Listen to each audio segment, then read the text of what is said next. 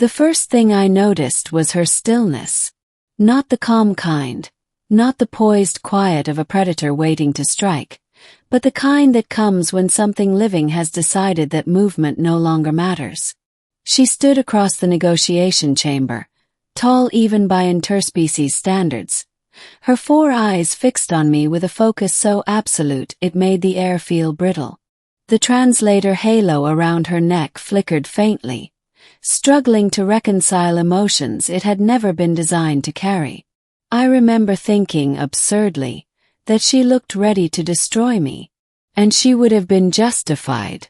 The chamber itself was a marvel of cooperative engineering. Curved walls of self-healing alloy, atmospheric stabilizers humming softly to balance oxygen, methane, and trace xenon in a fragile truce. This was the Concord Station, the place where wars ended before they began.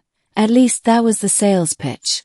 I had been sent here as Earth's cultural liaison, not a general, not a diplomat in the traditional sense. My job was to explain humans. I had done that job badly before. But never like this. Her name, loosely translated, was K.R. Arthel of the Ashen Spiral, matriarch representative of the Virex clade. The Virex were ancient, cautious, and proud of it.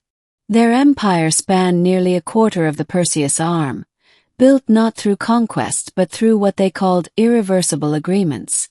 Once the Virex committed, they did not retreat. Humans, as it turned out, were an anomaly they had not fully accounted for. The meeting had begun simply enough. Trade routes, mutual defense clauses, resource-sharing frameworks. I'd walked her through humanity's history of alliances, our mistakes, our wars, our slow, painful learning curve. She listened without interruption, her frilled crest shifting colors that my implant translated as polite interest. Then she asked the question that changed everything. "Explain," she said, "why your species persists." Smiled. I shouldn't have. "We're adaptable," I said. "We survive because we can endure loss. We rebuild, even when everything is taken from us." Her crest darkened slightly. "Loss," she repeated. "Define." I did. Casually. I told her about Earth's wars, about cities burned and rebuilt, about populations displaced and absorbed. I spoke of resilience like it was a badge of honor. I spoke of how humans could lose entire planets and still keep going. I didn't know that, to the Virex, loss was not an abstraction. Loss was extinction. The room temperature dropped by 3 degrees. The station systems compensated automatically, unaware that the chill had nothing to do with physics. Ethel took a slow step toward me. The guards tensed, hers and ours, but she lifted a clawed limb and they froze. Her voice, when it came, was quieter than before. "You believe endurance is virtue," she said. "Yes," I replied, still not understanding. "It's how we—" "You misunderstand your crime," she interrupted. The translator halo pulsed violently now. My implant pinged with error corrections. "Crime," echoed. She gestured, and the air between us shimmered. A hologram bloomed to life. A spiral galaxy, highlighted in crimson. Entire star systems were marked, then dimmed, then vanished. "This," K.R. Arthel said, "is the Ashen Spiral. My people's origin cluster. We lost it." I swallowed. "I'm sorry. I didn't realize." "You could not," she said flatly. "Your species loses worlds and survives. Mine loses worlds and ends." The hologram shifted. I saw generations mapped in light, genetic lines terminating abruptly, cultural nodes collapsing.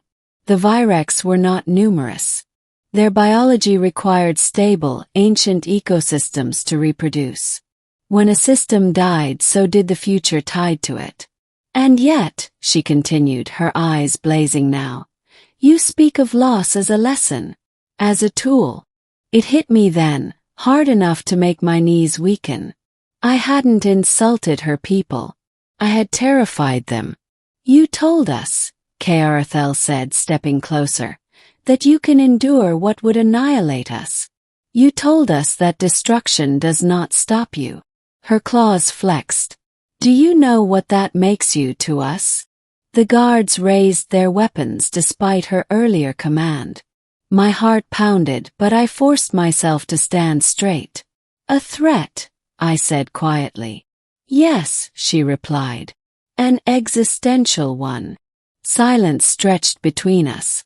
I could feel the station's AI preparing contingency protocols. One wrong word, and the Concorde would become a battlefield. I understand now, I said.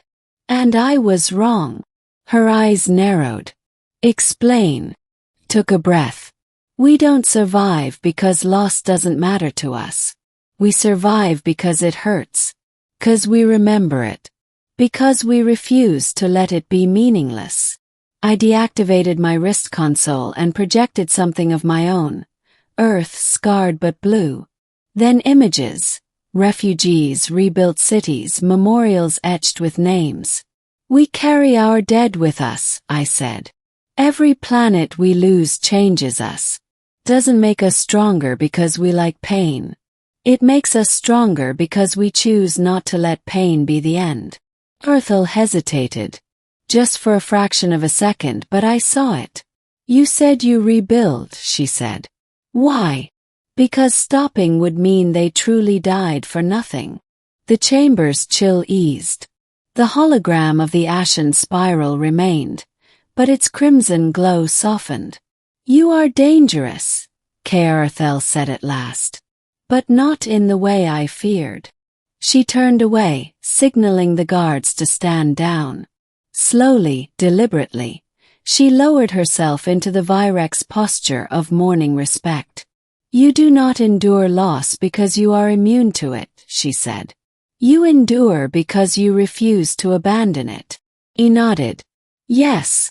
The negotiation resumed after that, but it was no longer about trade routes. It was about safeguards, about promises written not just in law but in shared memory.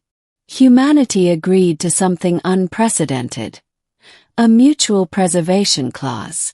Any Virex system threatened by collapse would receive human aid. Terraformers, evacuation fleets, generational archives. Not because it benefited us, but because we understood what it meant to lose a home. As I left the chamber, Karathel stopped me. You should know, she said, that when I first stood before you, I was prepared to erase your species from consideration. Entirely. I managed a weak smile. I figured. Her crest shifted. A Virex approximation of amusement. Now, she said, I believe you may be the reason mine survives. I walked away from Concorde Station with shaking hands and a heavier heart than I'd arrived with. She had looked ready to destroy me, and I had deserved it. But humanity's greatest strength had never been destruction. It was understanding, earned the hard way, written in scars across the stars, and offered again and again to those willing to listen.